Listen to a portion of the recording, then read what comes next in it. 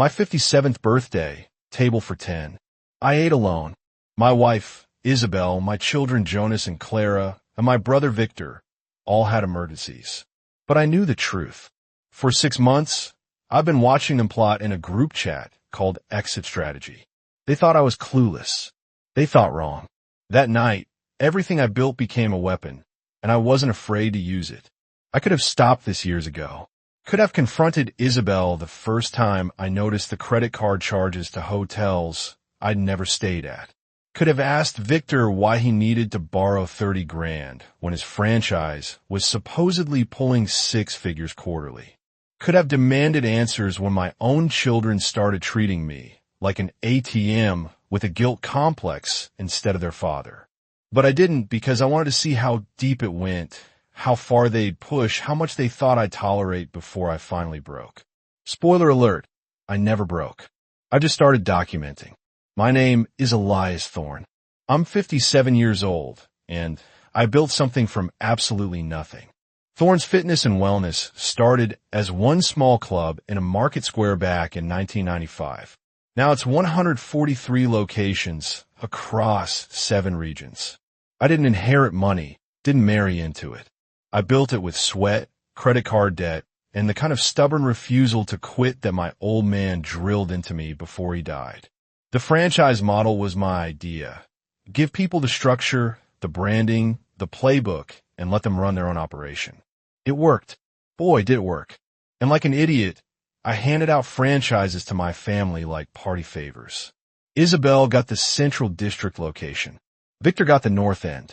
My son Jonas got the university campus site. My daughter Clara got the Old Town spot. Even Marcus Reed, my best friend since college, got the Harbor franchise.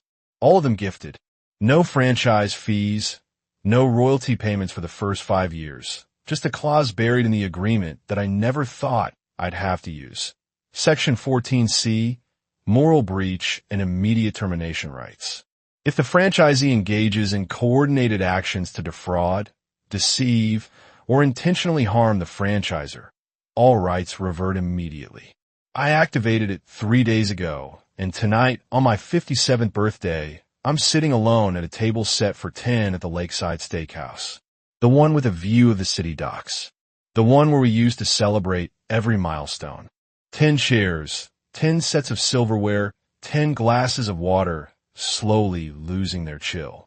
Isabel texted this morning. Migraine, can't make it. Love you. Clara called an hour before. Dad, I'm so sorry.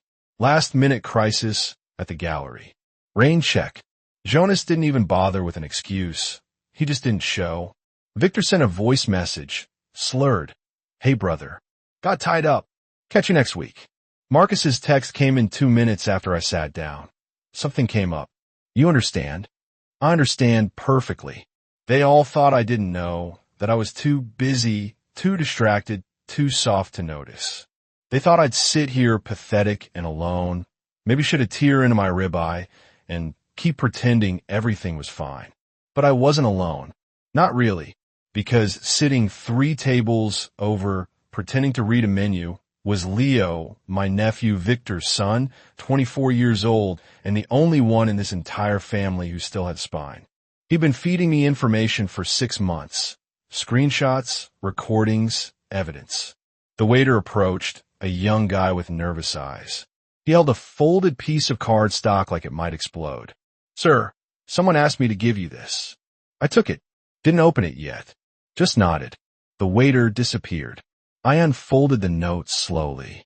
3 words handwritten in that shaky script I recognized instantly. Check your phone. I did. One new message. Judge Alastair Finch, Isabel's father, retired. 80 years of legal maneuvering and courtroom intimidation. And now he was panicking. The text was short, clipped, desperate. The franchise alert just went out. Call me immediately. For God's sake, Elias, why would you destroy this entire family? Read it twice. Then I set the phone face down on the white tablecloth and picked up my wine glass. I didn't destroy this family. They did. I just stopped pretending I didn't notice. People always ask me how I did it. How a guy who grew up in a two-bedroom rental in the South Quarter built a fitness empire. The answer was simpler than they wanted to hear. I never stopped moving forward. Thorne's Fitness and Wellness wasn't some flash-in-the-pan idea. It was deliberate, strategic. I saw what was coming. Baby boomers getting older, younger generations obsessed with wellness. The whole lifestyle brand wave before anyone called it that. Isabel was my college sweetheart. Met her at the university in 1987. She said she loved my drive, my refusal to settle. For 26 years, I believed her. Victor, my younger brother, always looked up to me, or at least I thought he did. When he lost a job in 2012, I handed him a franchise, paid the setup cost myself, told him it was family taking care of family. Clara, my daughter, wanted to open an art gallery. I funded it, then gave her a franchise location as a safety net. Jonas, my son, dropped out of university twice. I didn't lecture him, just gave him a franchise near the campus. Marcus and I went back 35 years. Roommates in college, best man at my wedding, godfather to my children. When his finances went sideways, I gave him a franchise too. No questions asked. I handed out empires and they handed me back lies. 6 months ago, Leo came to my house. He was shaking. Uncle Elias, Leo said, sitting across from me in my study. There's something you need to know. He pulled out his phone. Show me a group chat. A thread with 9 people in it.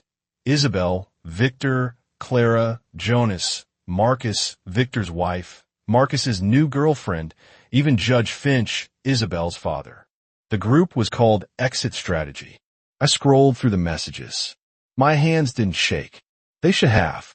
But I'd spent too many years negotiating deals, staying calm under pressure, so I just read. Isabel, he's been distracted lately. Now's the time. Victor, I've got the LLC paperwork ready. We file next month. Clara, do we really have to keep pretending? I'm exhausted. Marcus, once the transfer goes through, we're golden. He'll never see it coming. Leo's voice pulled me back. I didn't know what to do, but I couldn't just, you did the right thing, I said quietly. And that's when I started planning. Not revenge. Something colder. Justice. The hardest part wasn't the betrayal. It was pretending I didn't know about it. For 6 months, I woke up next to Isabel and smiled, kissed her goodbye, listened to her complain about the gym, all while knowing she was planning to strip everything from me.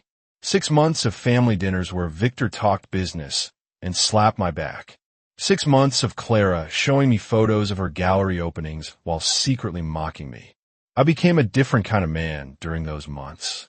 Not angry, not bitter, just methodical. Leo fed me everything. Screenshots arrived at 2 o'clock in the morning. Voice recordings came through encrypted apps. The group chat was a goldmine. They got comfortable, sloppy, arrogant. Victor, Dad would be ashamed of how soft Elias has gotten. We're doing him a favor, honestly. Isabel, he won't even notice until it's too late. I've been managing his passwords for years. I printed every message, saved every file, built a timeline that would make a prosecutor weep with joy. Section 14C sat there like a loaded gun gathering dust. 3 weeks ago, I met with my attorney, Elara Voss. I spread the evidence across her conference table like a battlefield map. Daniel, Elara said, this is airtight. You can not only terminate the franchises, you could sue for damages, fraud, conspiracy. I don't want to sue, I said. I want them gone. She nodded slowly. Then we activate Section 14C. I filed 3 days before my birthday. The state accepted the documentation without question. The franchise board rubber-stamped it, and the termination notices went out electronically at exactly 6:47 p.m. on the day of my birthday dinner. Every franchisee in the Thorne system received a notification, but 7 of those notifications had a red flag attached. Franchise agreement terminated. Breach of Section 14C. Isabel got hers while sitting in our living room. Victor got his while driving home. Judge Alastair Finch got copied on every single one. Not because he was a franchisee, but because his name appeared in the group chat, because he'd given Isabel legal advice on how to protect assets during transition. That's when his panic text came through. I slept better that night than I had in months. Isabel didn't come home. My phone started ringing at 6:15 a.m. Victor. I let it go to voicemail. Then Isabel, then Clara, then Judge Finch. 12 calls in 40 minutes. I made coffee, sat on the back patio, and watched the sunrise. At 7 a.m., my phone buzzed with a text from Alara. All franchises flagged. State filings confirmed. Board notified. You're clear. How are you holding up? Never better, I replied. At 7:45, Leo's truck pulled into my driveway. Uncle Elias, he said quietly. Sit down, I told him. My dad called me 17 times, Leo finally said. He knows I'm the one who told you. You worry? I asked. Leo shook his head. No, I'm done being scared of him. Now, what happens? Leo asked. Now, I said, leaning back in my chair. Now they panic. They'll try to negotiate, threaten, cry, beg. Judge Finch will try to find a legal angle. Isabel will play the victim. Victor will act like I betrayed him. And you? Leo asked. I'm going to finish my coffee, I said. Then I'm going to the office. Business as usual. At 8:30, I walked into Thorne's corporate headquarters. My assistant, Lena, looked up from her desk with wide eyes. Mr. Thorne, she said carefully, there are people waiting in your office. Who? I asked, though I already knew. Your wife, your brother, and a man who says he's your attorney. I smiled. Judge Finch brought a lawyer. How considerate. Lena looked nervous. Should I call security? No, I said. Let them wait.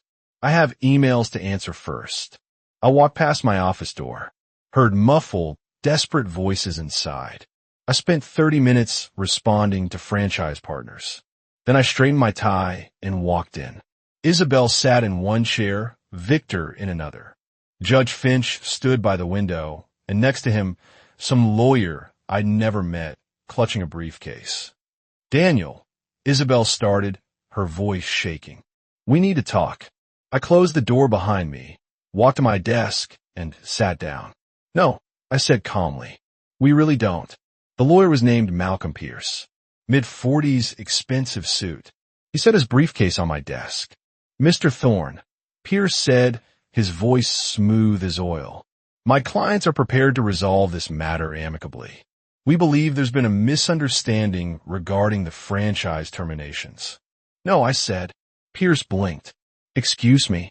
No, I repeated, my voice calm flat. There's no misunderstanding. There's no mediation. Section 14C was activated legally and permanently. Judge Finch stepped forward. Elias, the judge said, using his courtroom tone, you're making a mistake. This family has supported you for decades. Isabel loves you. Victor looks up to you. The children mocked me in a group chat. I interrupted, pulling out my phone. I turned it toward him, showing him the screenshots. Clara called me pathetic. Jonas said I was too stupid to notice. And your daughter, Judge, your daughter orchestrated the whole thing. Isabel's face went white.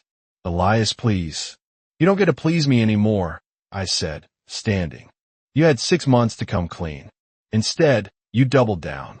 You brought in your father. You brought in a lawyer. You thought you could intimidate me into backing down. Victor finally spoke, his voice shaking with barely controlled rage. You're destroying this family over a business disagreement. Dad would be ashamed of you. Dad would be ashamed of you. I said quietly. You stole from me, lied to me, conspired with my wife to strip everything I built. Don't you dare invoke his name to justify what you did. Pierce tried to regain control. Mr. Thorne, if you proceed, my clients will have no choice but to pursue legal action. We'll challenge Section 14C in court. Go ahead, I said, cutting him off. Alara Voss drafted those contracts. She's the best franchise attorney in the region. Section 14C is ironclad.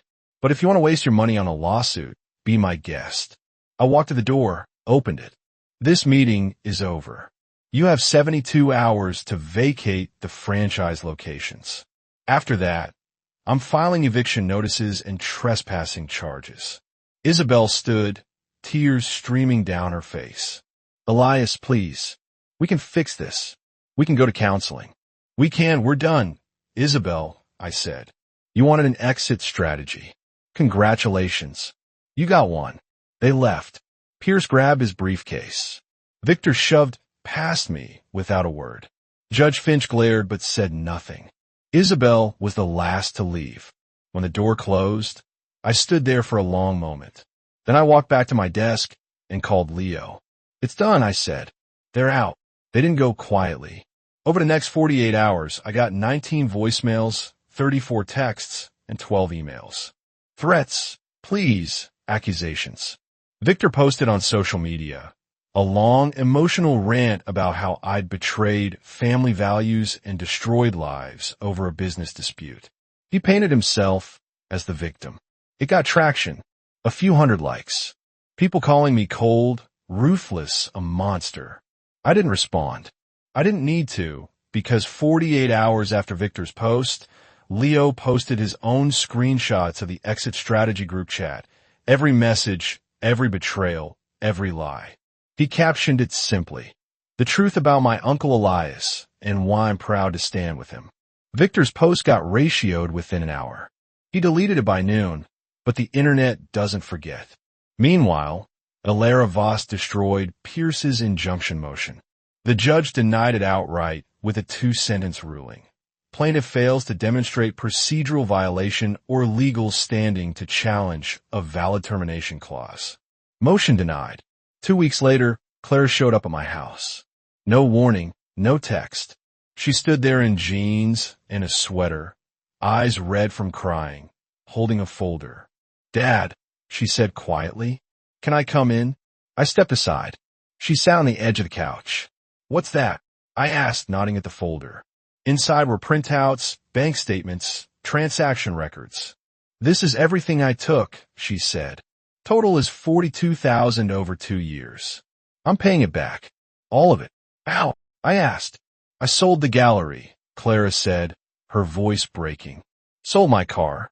Moved into a studio apartment. I got a job at a marketing firm. It'll take me 3 years to pay it all back, but I'm doing it." I set the folder down. "Why?" "Because you were right," she said, tears streaming down her face. "I was awful to you. I said terrible things. And I'm sorry, Dad. I'm so sorry." I looked at the statements. This wasn't an act. She was genuinely broken. "I don't hate you," I said. "But I don't trust you either."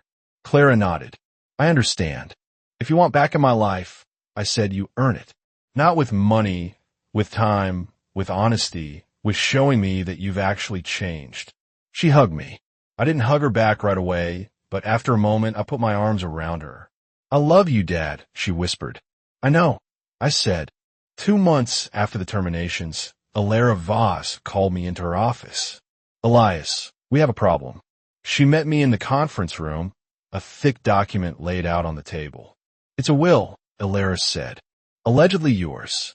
Filed with the probate court yesterday by Malcolm Pierce on behalf of Isabel Thorne." I skimmed the first page. My name, my signature, dated 6 months ago. It stated that in the event of my death, all assets, including Thorne's fitness and wellness, would transfer to Isabel. Victor would become CEO. Marcus would assume operational control. "This isn't real," I said. "I know," she replied, "but it's a good fake. The signature looks authentic. They copied it from an old lease agreement, digitally inserted it onto the will. They're trying to set up a contingency," I realized. "If something happens to me, they inherit everything." Alara finished. "It's fraud, Elias. Clear cut. But we need to prove it. Can we?" I asked. Alara smiled. "Already did. A forensic document examiner confirms the signature is a digital copy, and Judge Finch's name is on the notary documents as a witness. He was involved in creating this." "How deep does this go?" I whispered. "Deep enough," Alara said. "We file a motion to void the fake will and press charges for forgery and fraud. Malcolm Pierce is going to have a very bad week." 4 months after the criminal investigation closed, I stood in the same steakhouse where I'd eaten alone on my birthday. But this time, the table wasn't empty. Leo sat to my right. Clara across from me. Alara Voss, my attorney who'd become a trusted friend, was next to Clara. Lena, my assistant who'd stuck with me through everything, sat beside Alara. And at the head of the table, in the seat Isabel used to occupy, sat Astrid Lind. Astrid was a franchise consultant I had met at a business conference 6 weeks earlier. Smart, direct, no games. To new beginnings, Leo said, raising his glass. We all clinked glasses. Clara had been working at the marketing firm for 3 months. She'd paid back $12,000 so far, true to her word. Jonas hadn't reached out again. I'd heard through Clara that he'd moved away with Victor and Isabel. I felt nothing about it. How's the expansion going? Astrid asked. Good, I said. We're opening 3 new locations, all with franchise partners who actually earn their spots. Alara raised her glass. Speaking of trust, I have news. Malcolm Pierce was disbarred yesterday. The state bar stripped his license for his role in the forged will. I felt a grim satisfaction at that. 14 months after that empty birthday dinner, I walked into the corporate office and found Leo waiting with a bottle of champagne. What's this for? I asked. We hit 200 locations, Leo said, grinning. As of this morning, the latest regional partner just signed a franchise agreement. I poured 2 glasses. We toasted. Your dad would have been proud, Leo said quietly. Maybe, I said, but he would have been more proud that I didn't let them destroy it. My phone buzzed. A text from Clara. Dad, I just made the final payment. All $42,000 repaid. Can I take you to lunch this weekend? I texted back. Lunch sounds good. Saturday. Perfect. Love you, Dad. Love you too. Sarah walked in carrying a file folder. She joined Thorns as Director of Franchise Development 2 months ago. Sorry to interrupt, Astrid said, but you need to see this.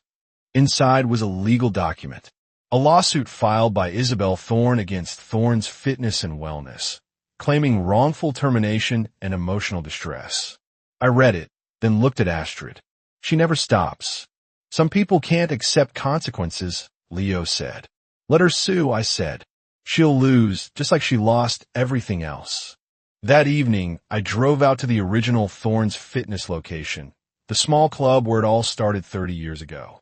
It was still operating, now run by a partner named Bjorn, who'd been with me for 15 years. You know what I learned this year? I said to Bjorn, that the people who betray you do you a favor. They show you who they really are, and they make room for the people who actually deserve to be in your life. As I pulled into my driveway, my phone buzzed. A text from an unknown number. Dad, it's Jonas. I know I don't deserve it, but can we talk? I stared at the message. Then I typed back. Not yet, but maybe someday, when you're ready to be honest. I put the phone down, walked inside, because forgiveness wasn't weakness. It was a gift, and gifts were only given to those who earned them. I'd survived, I'd rebuilt, and I'd learned the most important lesson of all. Legacy isn't about who you give everything to. It's about who's still standing when the dust settles. And I was still standing.